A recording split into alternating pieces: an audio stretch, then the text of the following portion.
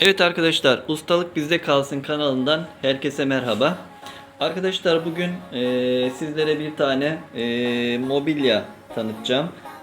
Bu mobilya şömine olarak evlerde ya da ofislerde aksesuar olarak kullanılıyor. Orta kısmında gördüğünüz gibi alev görüntüsü var. Evet, bu alev görüntüsü karanlıkta daha çok kendini gösteriyor. E, Arkadaşlar şimdi bu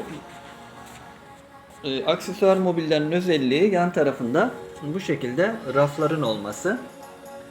E, Yine buraları kullanabiliyor.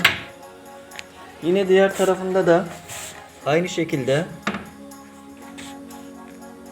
raflar mevcut. Yine burada da raflar kullanılabiliyor.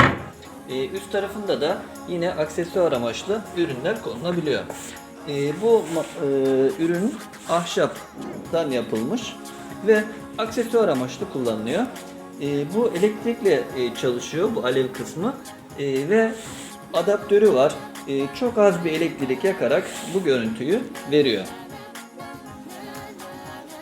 Evet arkadaşlar, yine bu şömine modelleri farklı. Yine böyle bir model var. Bu model sade. Yan tarafında herhangi bir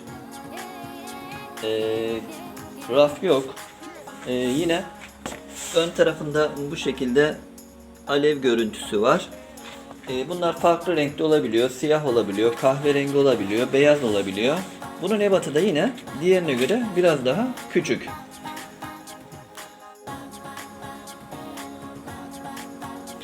Arkadaşlar bu ürünün diğerinden farklı olaraktan Bluetooth özelliği de var. Bluetooth özelliğini kullanarak bu mobilyaya eklenmiş hoparlör ile müzik dinleyebiliyorsunuz. Ekstrası da bu var.